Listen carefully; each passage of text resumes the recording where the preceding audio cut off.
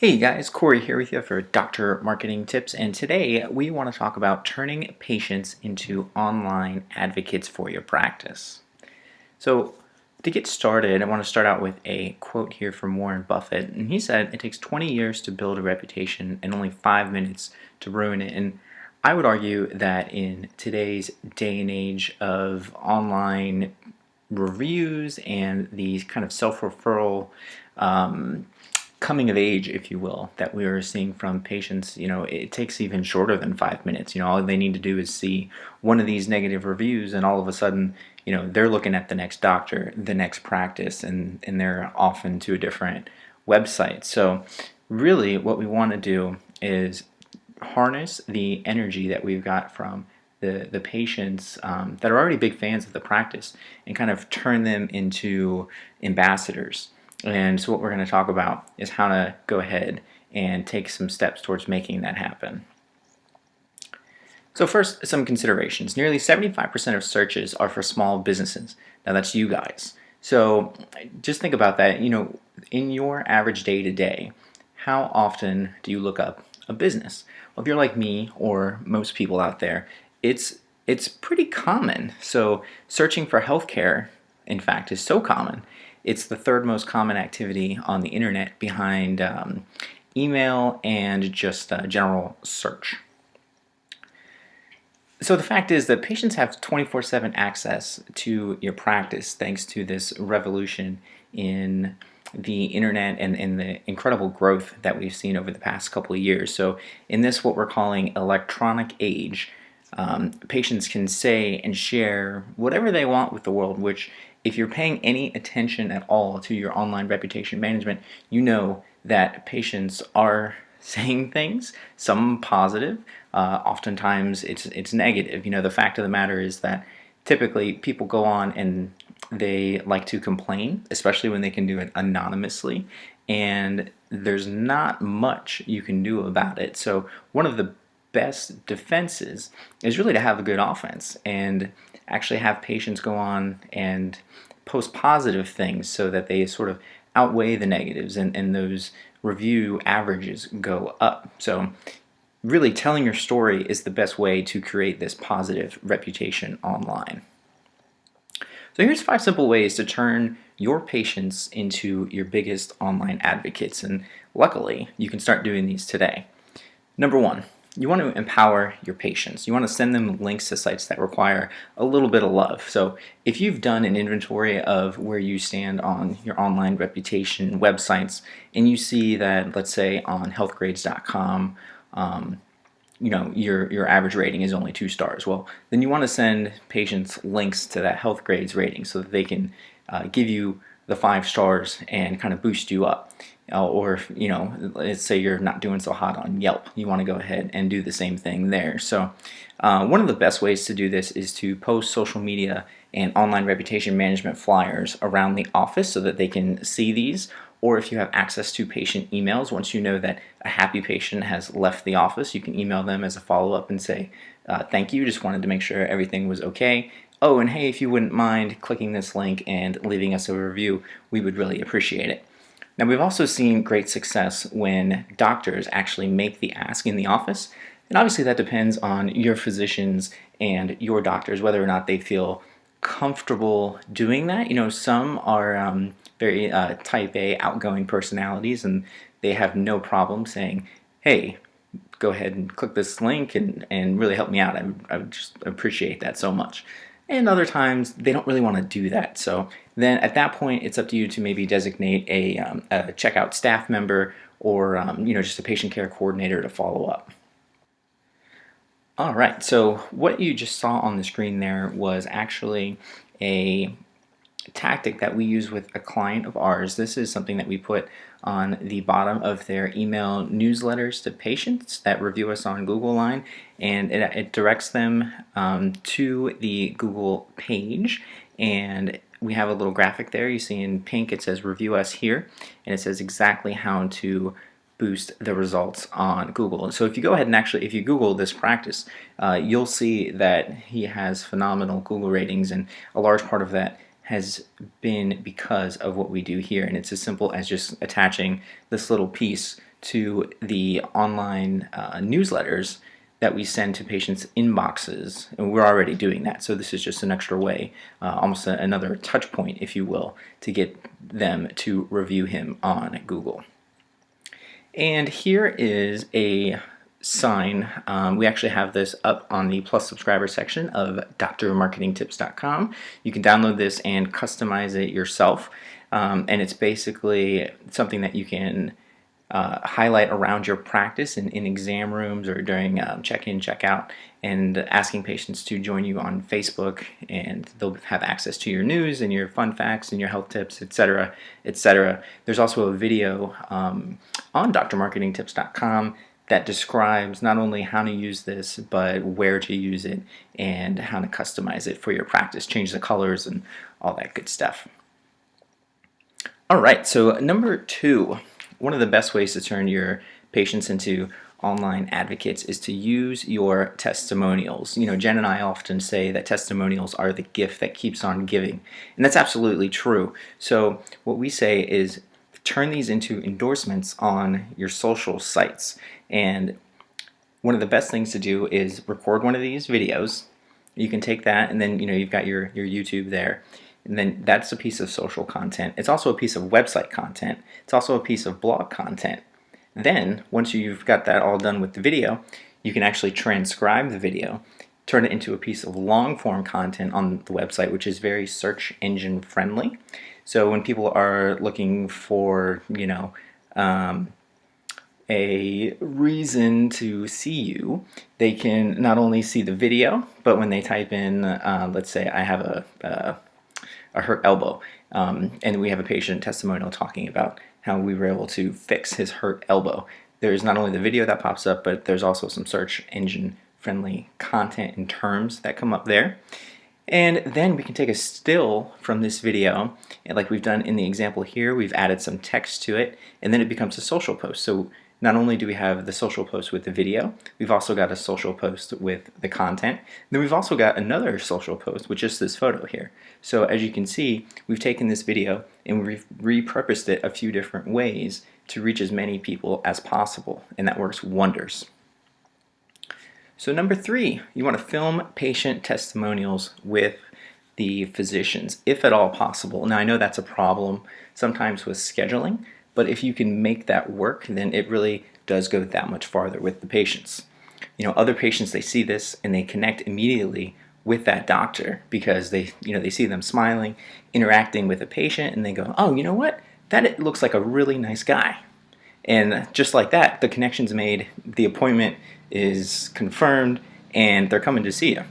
This is also the perfect chance to ask for the patient in the video to review you online if they haven't done so already. So this patient is a big fan of your practice. Why? Because they're coming in to do the online video testimonial. So if they're already doing that testimonial, then when they're sitting there after you've recorded your section or your video, just say, hey, since you're here, would you mind hopping on your phone and leaving us a review on Yelp or Google or Facebook or whatever, Vitals, Health Grades, Rate MDs, etc., etc., etc. It seems like the list continues to grow. You compare healthcare, I could go on and on and on. But since they're in the practice, that they're a big fan of yours, and if you ask them, they'll probably do it before they even leave the office on their phone. So it's a great way to build up some of these reviews, especially if you only have 2 or 3, as you will with some of these sites. So if you've done an inventory and you look at, let's say, for example, your vitals, if your doctor only has 2 stars on vitals, it's probably 2 to 3 bad reviews that are doing that. So if you can just get 3 to 4 positive reviews, well then all of a sudden your rating goes through the roof and the problem is solved just like that. All right, number 4, you want to find a champion. Now this is someone that we like to say they have a crush on your practice. This is someone that you've helped treat and they absolutely love everything about your practice. Now, odds are it won't be hard to find this person. When I said that, many of you most likely thought, oh, I know exactly who that is right there.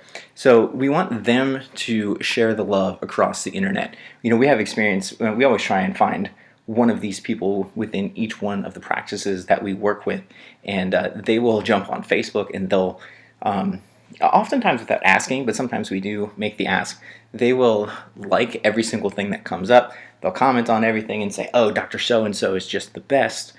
They'll watch every video, they share them, and they really become like a brand ambassador on these social networks and around the internet. And there's no telling how many eyes that person is helping put your practice in front of, and it doesn't cost a dime. It's really one of the best ways to get your name out there organically and not spend any money. And to me, and I would argue to you too, that's a win-win. All right, and number 5, we mentioned this a little bit earlier in one of the other tips, but if it's possible, have a physician make the ask, because again, typically people listen to the doctor. And so if the doctor is asking for this review or this rating, then the odds are that much greater that they'll actually go ahead and do that, because it's the physician asking, and not an email or someone as they're checking out and paying their bill, which maybe they're not the happiest when they have to pay their copay, or they're forking over the credit card there. So the doctor is really the star of the show, and the reviews are all about them anyhow. So if they ask for something, like I said, the patients are more inclined to do it.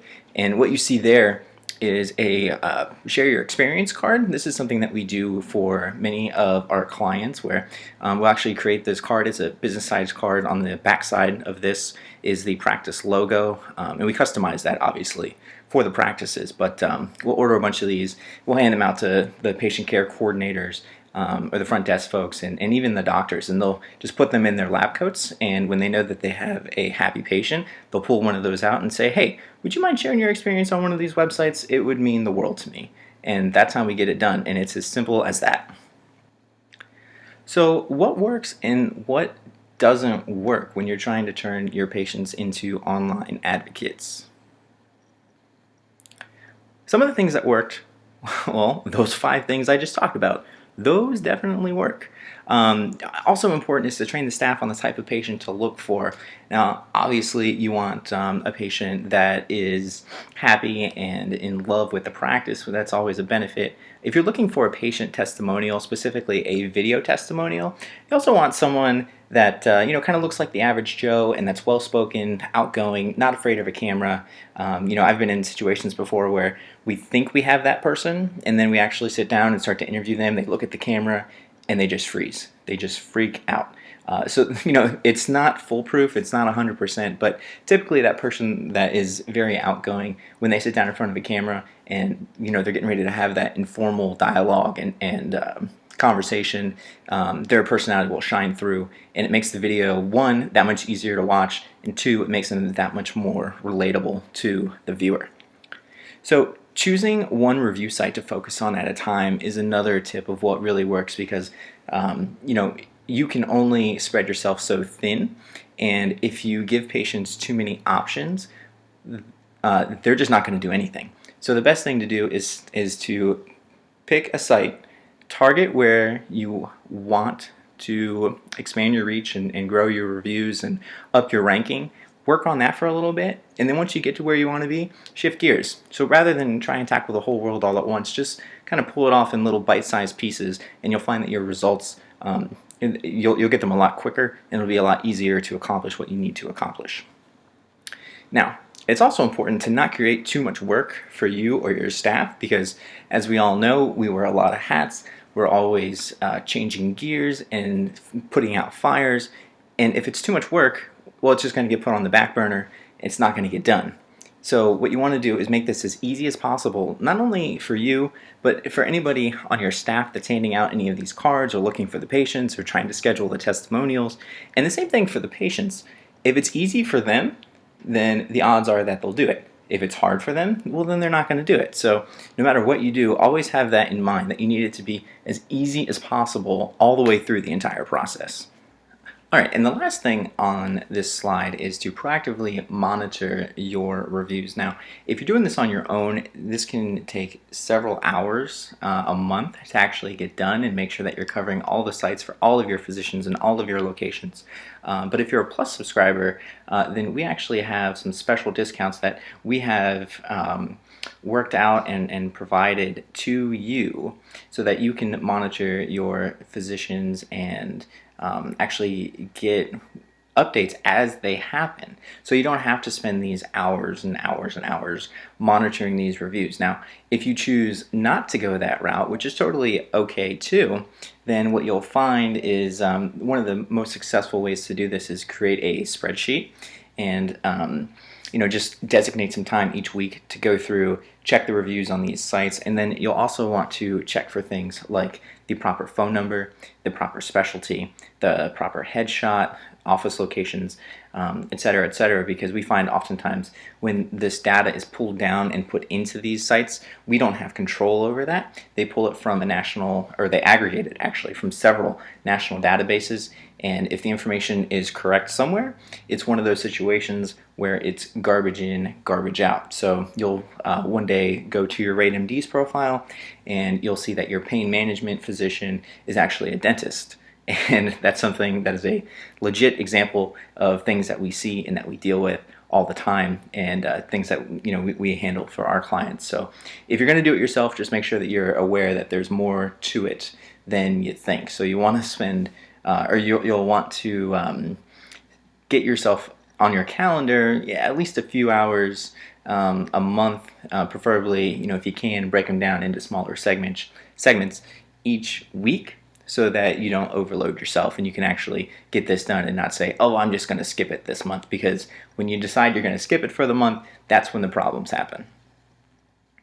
So what doesn't work? And number one, ignoring those 5 things that I just talked about. Those that will not work for you. So another thing is, we've seen this with practices time and time again. When you stick your head in the sand, it's not going to help anybody. These patients are out there, they're leaving these reviews, they are talking about you, and whether you want to acknowledge it or ignore it, it's happening.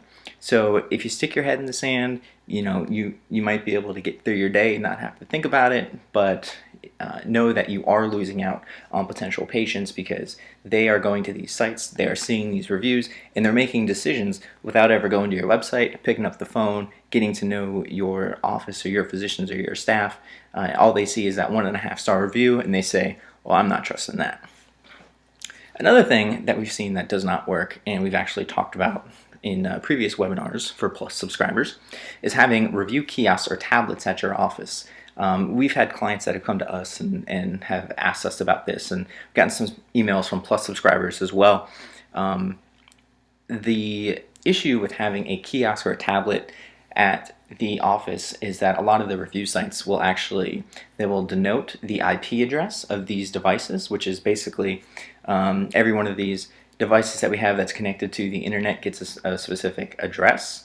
And if they see that this one address is sending in all these reviews, well, then it's going to consider that false or negative, and it won't actually count the reviews. In fact, we've seen where Google and Yelp will actually flag those reviews, and they won't display them at all. So this doesn't work to get patients. Now, unfortunately, that makes it a little bit harder, because then the patient has to pull out their own device or actually wait until they get home to leave a review.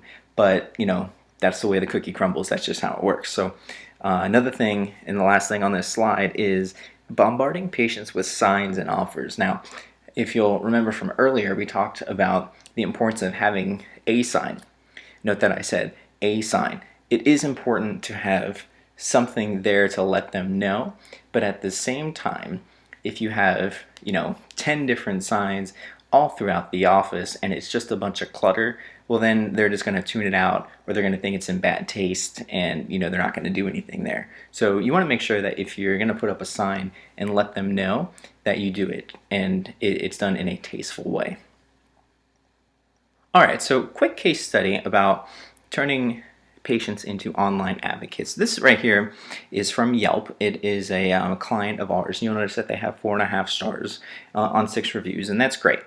But they didn't start out that way. We actually signed on with them right when they opened. And as they were going through their opening pains, let's say, their growing pains, their operational pains, as they were trying to figure out which way is up, basically. They saw a lot of patients, and a lot of them were not very happy. So as you can see there, this is a not happy patient. They went when it was open, and they say right at the end, it was a big waste of your time and your money, and don't use this place. And they got a couple like that. So what we did was we said, you know what?